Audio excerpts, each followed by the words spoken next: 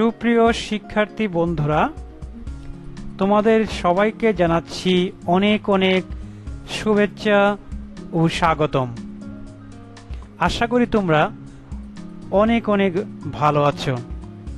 আমি তপন কুমার সূত্রধর, প্রভাষক, আইসিটি, সুর সম্রাট আলাউদ্দিন খাঁ ডিগ্রি কলেজ, ব্রাহ্মণবাড়িয়া। আজকে আমি আলোচনা করব তথ্য ও যোগাযোগ প্রযুক্তির তৃতীয় অধ্যায়ের সংখ্যা পদ্ধতির রূপান্তর নিয়ে। চলো শুরু করা যাক। প্রথমেই আমি আলোচনা করব দশমিক পূর্ণসংখ্যাকে কিভাবে বাইনারিতে রূপান্তর করতে হয়।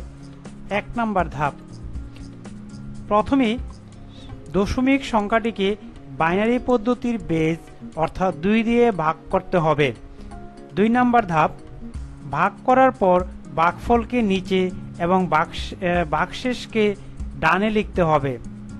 3 নম্বর ধাপ, ভাগফলকে পুনরায় সংখ্যা পদ্ধতির বেজ অর্থাৎ 2 দ্বারা ভাগ করতে হবে এবং পুনরায় ভাগফলকে নিচে এবং ভাগশেষকে ডানে লিখতে হবে। 4 নম্বর ধাপ, এই প্রক্রিয়াটি ততক্ষণ চলবে যতক্ষণ ভাগফল 0 না হয়। 5ম ধাপ, অতঃপর অবশিষ্ট বা রিমাইন্ডার সংখ্যাগুলোকে নিচ থেকে উপরের দিকে পর্যায়ক্রমে সাজিয়ে লিখলে দশমিক পূর্ণসংখ্যাটির সমতুল্য বাইনারি মান পাওয়া যাবে। এখন আমরা একটি এক্সাম্পলের মাধ্যমে সম্পূর্ণ রূপান্তরটি বোঝার চেষ্টা করব। তো 17 হলো একটি ডেসিমাল সংখ্যা, এটাকে আমরা কিভাবে বাইনারিতে রূপান্তর করব।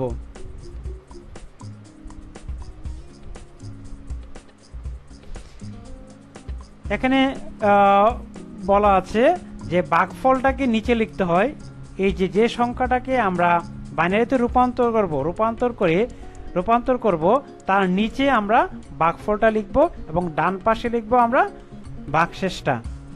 ঠিক আছে, এখন প্রথম ধাপের কাজ হচ্ছে সংখ্যাটিকে বাইনারি পদ্ধতির বেজ দ্বারা ভাগ করতে হবে। কারণ বাইনারিতে যেহেতু আমরা রূপান্তর করছি সেজন্য বাইনারি পদ্ধতির বেজ দ্বারা অর্থাৎ 2 দ্বারা এটাকে ভাগ করতে হবে।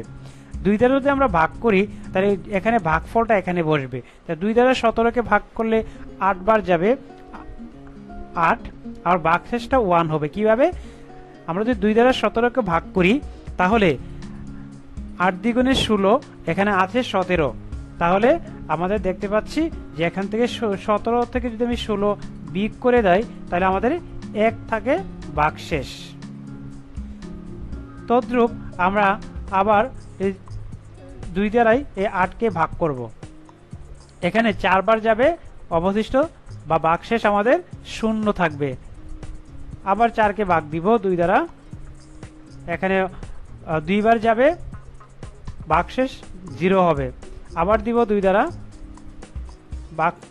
ভাগফল 1 হবে এবং ভাগশেষ 0 হবে। আবার দিব, এখানে 0 বার যাবে আর 1 আমাদের ভাগশেষ রয়ে যাবে। এখন আমরা নিচ থেকে উপর দিকে সাজিয়ে লিখব ভাগশেষগুলোকে। তাহলে নিচের অংশটাকে বলা হবে এমএসবি এবং উপরের অংশটাকে বলা হয় এলএসবি। এমএসবি মানে হচ্ছে এদিকে গুরুত্ব বেশি আর এদিকের গুরুত্ব কম। যেদিকের গুরুত্ব বেশি সেদিকে আগে প্রাধান্য দিতে হবে, সেজন্য নিচ থেকে লিখতে হবে। তাহলে নির্ণয়ের ফলাফলটি হবে 1 0 0 0 1 1 0 0 1, অর্থাৎ নিচ থেকে যদি আমরা সাজিয়ে লিখি 1 0 0 1 হয়ে গেল আমাদের দশমিক পূর্ণসংখ্যা থেকে বাইনারিতে রূপান্তর। এখন আমরা দেখব দশমিক ভগ্নাংশকে বাইনারিতে রূপান্তর। 1 নম্বর ধাপ, দশমিক ভগ্নাংশটিকে বাইনারি পদ্ধতির বেজ দ্বারা গুণ করতে হবে। 2 নম্বর ধাপ, গুণ করার পর যে পূর্ণ অংশটি থাকবে সেটিকে সংরক্ষণ করতে হবে। যদি পূর্ণসংখ্যা না পাওয়া যায় তাহলে 0 সংরক্ষণ করতে হবে। 3 নম্বর ধাপ, অবশিষ্ট ভগ্নাংশটিকে পুনরায় সংখ্যা পদ্ধতির বেজ দ্বারা অর্থাৎ বাইনারির বেজ দ্বারা 2 দ্বারা গুণ করে পুনরায় পূর্ণ সংখ্যাটি সংরক্ষণ করতে হবে। 4 নম্বর ধাপ, এই প্রক্রিয়া ততক্ষণ চলবে যতক্ষণ পর্যন্ত ভগ্নাংশটি পূর্ণ সংখ্যায় পরিণত না হয়। 5 নম্বর ধাপ, প্রক্রিয়া 4 থেকে 5 বার চালানোর পর যদি পূর্ণ সংখ্যা না হয় তাহলে সেটিকে আসন্ন মান হিসেবে ধরে নিতে হবে। 6 নম্বর ধাপ, অতঃপর সংরক্ষিত পূর্ণ সংখ্যাগুলোকে উপর থেকে নিচের দিকে পর্যায়ক্রমে সাজিয়ে লিখলে দশমিক ভগ্নাংশটির সমতুল্য বাইনারি মান পেয়ে যাব। এখন আমরা একটা এক্সাম্পল দেখব। দশমিক 125 কে বাইনারিতে রূপান্তর। এখানে আমরা পূর্ণ সংখ্যাটা রাখবো, যেহেতু আমরা পূর্ণ সংখ্যাটাই সংরক্ষণ করতে হবে। 0.125 প্রথম বলা হয়েছে কি যে এখানে ভগ্নাংশটিকে বাইনারি সংখ্যার বেস দ্বারা গুণ দিতে হবে। তাহলে আমরা যদি বাইনারি সংখ্যার বেস 2 দ্বারা গুণ দেই তাহলে ফলাফলটা হবে আমাদের 0.250। তাহলে আমাদের পূর্ণ সংখ্যা এখানে নাই, তাহলে আমাদের পূর্ণ সংখ্যা কি না থাকলে আমাদের 0 সংরক্ষণ করতে হবে। তারপর ভগ্নাংশ মানটি হচ্ছে 0.250, এটিকে আমরা আবার বেস দ্বারা গুণ দিয়ে দিব, গুণ 2, ফলাফল হবে 0.500। এখন আমরা কোনো পূর্ণ সংখ্যা পাইনি, সেজন্য আমাদের পূর্ণ সংখ্যা 0 সংরক্ষণ করব। এখন আবার দশমিক বা ভগ্নাংশ যে 0.500 এটাকে আমরা আবার 2 দ্বারা বা বেস দ্বারা গুণ দিয়ে দিব, গুণ দিলে ফলাফল হবে 1.000। তাহলে আমরা এই যে এখানে বলা আছে যে প্রক্রিয়াটি 4 থেকে 5 বার, প্রক্রিয়াটি ততক্ষণ চলবে যতক্ষণ পর্যন্ত ভগ্নাংশটি পূর্ণ সংখ্যা পরিণত না হয়। মানে এই যে গুণ অব্যাহত থাকবে যতক্ষণ না পর্যন্ত এই ভগ্নাংশটি পূর্ণ সংখ্যায় পরিণত না হয়। তাহলে এখানে আমি দেখলাম যে পূর্ণ সংখ্যা কি হয়ে গেছে, পরিণত হয়ে গেছে। তাহলে আমরা আর এখানে গুণ দিব না। তাহলে আমাদের পূর্ণ সংখ্যা হচ্ছে 1, ঠিক আছে। তাহলে পূর্ণ সংখ্যা রূপান্তর হয়ে গেল। এখন আমরা কি করব, এই যে পূর্ণ সংখ্যাগুলো পেলাম এই পূর্ণ সংখ্যাগুলোকে উপর থেকে নিচের দিকে সাজিয়ে লিখব দশমিক বিন্দু দিয়ে। তাহলে নির্ণয়ের ফলাফলটা হবে, আচ্ছা এখানে আমরা এই অংশটাকে এলএসবি বলবো, এই অংশটাকে বলবো এমএসবি। দশমিক বিন্দু দিয়ে নির্ণয় বাইনারি সংখ্যা হবে, দশমিক বিন্দু দিয়ে উপর থেকে নিচের দিকে সাজিয়ে লিখলে হবে 0.001। এখন আমরা দেখব দশমিক পূর্ণ সংখ্যাকে অক্টাল সংখ্যায় রূপান্তর। প্রথম ধাপ হলো দশমিক সংখ্যাটিকে অক্টাল পদ্ধতির বেস দিয়ে ভাগ করতে হবে, অর্থাৎ দশমিক থেকে বাইনারিতে রূপান্তরের মতোই। এখানে একটি ইন্টারেস্টিং ব্যাপার হচ্ছে যে দশমিক থেকে যদি আমরা অক্টাল করি, বাইনারি করি, হেক্সা করি, একই পদ্ধতিতে কিন্তু আমরা কাজটা করতে পারবো। তাহলে দশমিক থেকে যখন আমরা বাইনারিতে রূপান্তর করেছিলাম তখন বাইনারি পদ্ধতি বেস দ্বারা 2 দ্বারা ভাগ করেছিলাম, আর এখানে আমরা করব অক্টালের পদ্ধতির বেস অর্থাৎ 8 দিয়ে ভাগ করব। 2 নম্বর ধাপ হলো ভাগ করার পর ভাগফলকে নিচে এবং ভাগশেষকে ডানে লিখব। 3 নম্বর ধাপ, ভাগফলকে পুনরায় 8 দিয়ে ভাগ করতে হবে এবং পুনরায় ভাগফলকে নিচে এবং ভাগশেষকে ডানে লিখতে হবে। 4 নম্বর ধাপ, এই প্রক্রিয়া ততক্ষণ চলবে যতক্ষণ ভাগফল 0 না হয়। 5 নম্বর ধাপ, অতঃপর অবশিষ্ট বা রিমাইন্ডার সংখ্যাগুলোকে নিচ থেকে উপরের দিকে পর্যায়ক্রমে সাজিয়ে লিখলে দশমিক পূর্ণ সংখ্যাটির সমতুল্য বাইনারি মান পাবো। এখন আমরা একটা এক্সাম্পলের মাধ্যমে সম্পূর্ণটি বোঝার চেষ্টা করব। তো এখানে 423 একটি ডেসিমাল সংখ্যা, এটাকে আমরা অক্টালে রূপান্তর করব। 423 ভাগফল, হ্যাঁ আমরা এখানে ভাগফলটা নিচে লিখব, ভাগশেষটা ডানে লিখব। তাহলে কি বলা আছে, সংখ্যা পদ্ধতির অক্টাল যেহেতু বলা আছে, অক্টালে রূপান্তর করতে বলা আছে, সেজন্য অক্টাল পদ্ধতির বেস দ্বারা এখানে ভাগ করতে হবে। ভাগ করলে এখানে যাবে 52 বার যাবে, 52 বার গেলে আমাদের এখানে 7 অবশিষ্ট বা ভাগশেষ রয়ে যাবে। আবার পুনরায় আবার কি করতে হবে, বেস দ্বারা ভাগ করতে হবে যতক্ষণ না পর্যন্ত 0 আসে। এখানে যাবে 6 বার, 6 8 48 আছে 52, তাহলে আমাদের 4 হচ্ছে ভাগশেষ। আবার দিব আমরা 8 দিয়ে, এখানে 0 বার যাবে, তাহলে 6 আমাদের ভাগশেষ রয়ে গেল।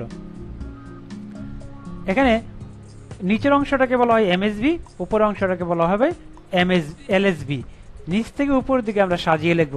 নির্ণয় ফলাফলটি হবে 6 4 7, অর্থাৎ নিচ থেকে যদি আমরা সাজিয়ে লিখি 6 4 7। দশমিক ভগ্নাংশকে অক্টাল সংখ্যায় রূপান্তর। তো প্রথম ধাপ হচ্ছে সেই সংখ্যাটিকে অর্থাৎ দশমিক ভগ্নাংশটিকে অক্টাল সংখ্যা পদ্ধতি বেস দিয়ে গুণ করতে হবে। গুণ করার পর যে পূর্ণ অংশটি থাকবে সেটিকে সংরক্ষণ করতে হবে। পূর্ণ সংখ্যা কিছু না থাকলে আমরা শূন্যকে সংরক্ষণ করব। সেম আমাদের যেভাবে দশমিক সংখ্যাকে যেভাবে বাইনারিতে রূপান্তর করেছিলাম সেম নিয়মটা এখানে আমরা ফলো করব।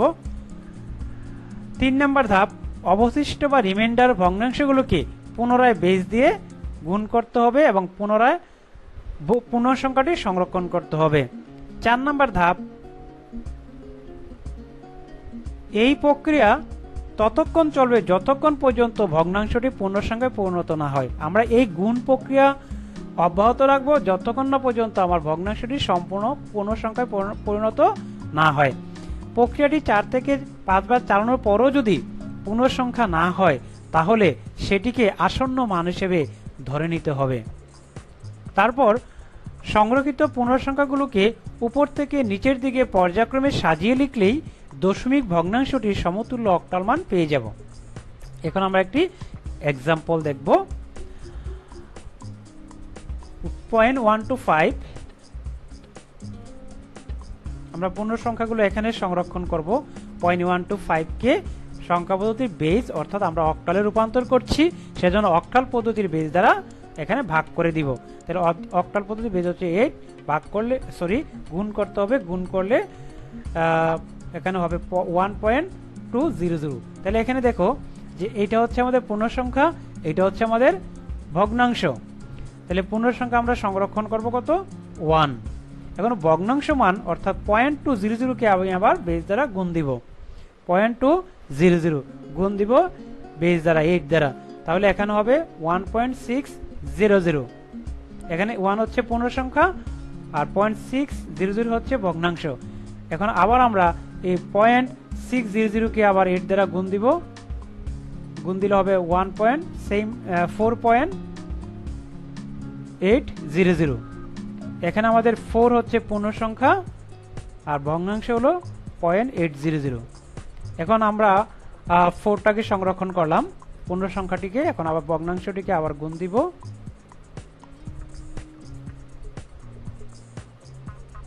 গুণ দিলে হবে এখানে 6.400। এখানে 6 হলো আমাদের পূর্ণ সংখ্যা,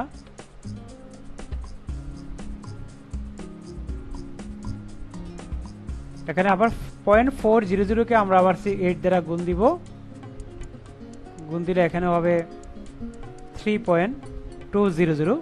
3 হচ্ছে আমাদের পূর্ণ সংখ্যা। এখন আমরা 5 বার গুণ দেওয়ার পরও দেখতে পাচ্ছি যে এখানে এই ভগ্নাংশটি রয়ে গেল, অর্থাৎ এই ভগ্নাংশটি সম্পূর্ণ পূর্ণ সংখ্যায় পরিণত হয়নি।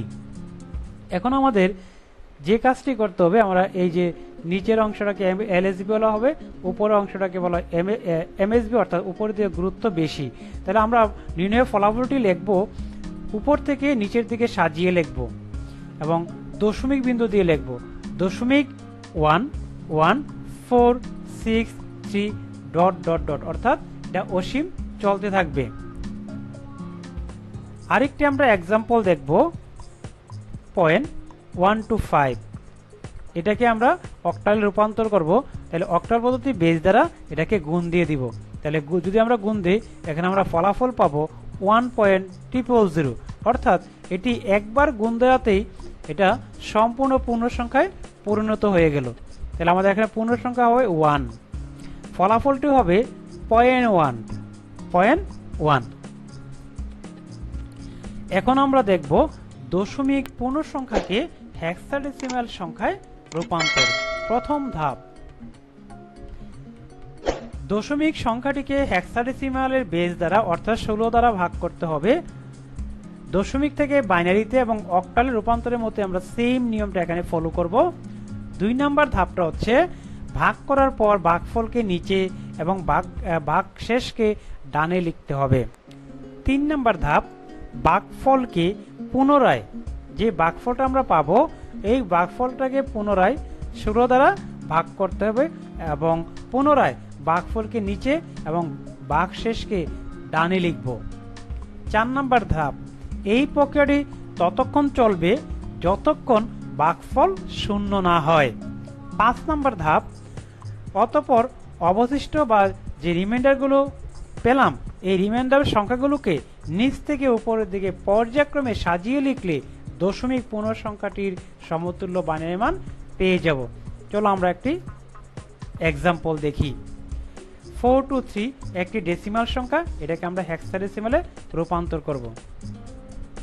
423 এখানে আমাদের ভাগশেষ থাকবে, এই বরাবর থাকবে ভাগফল। এখানে যেহেতু আমরা হেক্সাডেসিমালে রূপান্তর করব সেজন্য হেক্সাডেসিমালের বেস হচ্ছে 16 দ্বারা আমরা ভাগ করে দিব। 16 দ্বারা ভাগ করলে এখানে ভাগফল হবে 26 আর এখানে ভাগশেষ হয়ে যাবে 7। আবার আমরা 16 দ্বারা ভাগ দিব, একবার যাবে, 10 আমাদের অবশিষ্ট রয়ে যাবে, কিন্তু 10-এর ভ্যালু হচ্ছে হেক্সাডেসিমালে a। 16 দিয়ে আবার আমরা 1-কে ভাগ দিব, ভাগ দিলে 0 বার যাবে এবং এই 1 আমাদের অবশিষ্ট রয়ে যাবে। এখন এই নিচের অংশটাকে বলা হবে এমএসবি, উপরের অংশটাকে বলা হবে এলএসবি। আমরা এখন নিচ থেকে উপরের দিকে সাজিয়ে লিখব। নির্ণয় ফলাফলটি হবে 1A7, 1A7, কারণ 10 হচ্ছে ডেসিমাল ভ্যালু, তার হেক্সাডেসিমাল ভ্যালু হচ্ছে a। দশমিক ভগ্নাংশ সংখ্যাকে হেক্সাডেসিমাল সংখ্যায় রূপান্তর কিভাবে করতে হয় এটা আমরা এখন আলোচনা করব। প্রথম ধাপটি হচ্ছে ভগ্নাংশটিকে, দশমিক সংখ্যার ভগ্নাংশটিকে হেক্সাডেসিমাল সংখ্যা পদ্ধতির বেস দিয়ে গুণ করতে হবে। 2 নম্বর ধাপটি হলো গুণ করার পর যে পূর্ণ অংশটি থাকবে সেটিকে সংরক্ষণ করতে হবে। পূর্ণ সংখ্যা কিছু না থাকলে সেক্ষেত্রে আমরা 0-কে সংরক্ষণ করব। 3 নম্বর ধাপ, অবশিষ্ট ভগ্নাংশটিকে পুনরায় আবার সংখ্যা পদ্ধতির বেস অর্থাৎ 16 দ্বারা গুণ করতে হবে। পুনরায় সংখ্যাটির আবার পূর্ণ সংখ্যাটিকে আমরা সংরক্ষণ করে নিব। 4 নম্বর ধাপ হচ্ছে এই প্রক্রিয়াটি ততক্ষণ চলবে যতক্ষণ পর্যন্ত ভগ্নাংশটি পূর্ণ সংখ্যায় পরিণত না হয়। 5 নম্বর ধাপ, প্রক্রিয়াটি 4 থেকে 5 বার চালানোর পরও যদি পূর্ণ সংখ্যা না হয় তাহলে সেটিকে আসন্ন মান হিসেবে ধরে নিতে হবে। 6 নম্বর ধাপ, অতঃপর সংরক্ষিত পূর্ণ সংখ্যাগুলোকে উপর থেকে নিচের দিকে পর্যায়ক্রমে সাজিয়ে লিখলে দশমিক ভগ্নাংশটির সমতুল্য হেক্সাডেসিমাল মান পেয়ে যাব। চলো আমরা একটা এক্সাম্পল দেখি। 0.125 এর একটি ডেসিমাল সংখ্যা, তাকে আমরা হেক্সাডেসিমালে রূপান্তর করব। সংখ্যা পদ্ধতির বেস অর্থাৎ আমরা হেক্সাডেসিমালে রূপান্তর করছি সেজন্য হেক্সাডেসিমাল পদ্ধতির বেস দ্বারা এখানে গুণ দিয়ে দিব। ফলাফল গুণ দিলে ফলাফল হবে 2.400। তাহলে 2 হচ্ছে আমাদের পূর্ণ সংখ্যা, 0.44 হচ্ছে আমাদের ভগ্নাংশ। তাহলে আমাদের 2 আমরা সংরক্ষণ করে নিব। তারপর আবার এই ভগ্নাংশটিকে আমরা আবার বেস দ্বারা অর্থাৎ 16 দ্বারা গুণ দিব। 0.400 গুণ দিব 16 দ্বারা, বেস দ্বারা গুণ দিব, গুণ দিলে এখানে ফলাফল হবে 6.400। এখানে 6 হচ্ছে আমাদের পূর্ণ সংখ্যা যেটা আমরা সংরক্ষণ করলাম। তারপর আমরা আবার সেম এই যে এই অংশটাকে 0.400-কে আমরা আবার 16 দ্বারা গুণ দিব। 16 দ্বারা গুণ দিলে এই মানটি আসবে, সেই মানটি আসবে। এখানে 400, 6 হচ্ছে আমাদের পূর্ণ সংখ্যা। আবার সেম 0.400-কে আমরা দিব, তেমনি 5 বার দিব। এখানে 6.400, 6 হচ্ছে পূর্ণ সংখ্যা।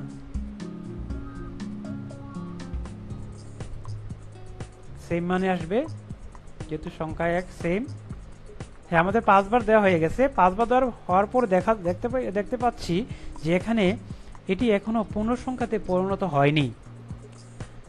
তাহলে আমরা 5 বারের বেশি দিব না, এটা একটি অসীম। ঠিক আছে, তো আমরা এখানে রেখে দিব। উপর আমরা এই যে উপরের অংশটাকে বলা হয় এমএসবি, নিচের অংশটাকে বলা হয় এলএসবি। এমএসবির গুরুত্ব বেশি, উপর থেকে নিচের দিকে সাজিয়ে লিখতে হবে যেহেতু এগুলো ভগ্নাংশ সংখ্যা। নির্ণয় ফলাফলটি হবে দশমিক বিন্দু দিয়ে আমাদের শুরু করতে হবে। নির্ণয় ফলাফল .266666 ডট ডট ডট, অর্থাৎ এটা চলবে, এটা অসীম। আরেকটি এক্সাম্পল দেখব 0.125 কে হেক্সাডেসিমেলে রূপান্তর। তো এটাকে আমরা বেস দ্বারা গুণ দিব, 16 দ্বারা গুণ দিব, যেহেতু আমরা হেক্সা করতেছি, গুণ দিলে এখানে হবে 2.00, অর্থাৎ এটি একবার গুণ দেওয়াতে একটি পূর্ণ সংখ্যাতে পরিণত হয়ে গেল। তাহলে আমাদের 2 হচ্ছে পূর্ণ সংখ্যা, যেহেতু পূর্ণ সংখ্যা একবারেতে চলে আসছে, সেজন্য আর বারবার গুণ দিতে হবে না। আমরা এখানে আমাদের ফলাফল হবে, তাহলে নির্ণয় ফলাফল হবে 0.2 পয়েন্ট দিয়ে লিখতে হয়। সবাইকে অসংখ্য ধন্যবাদ।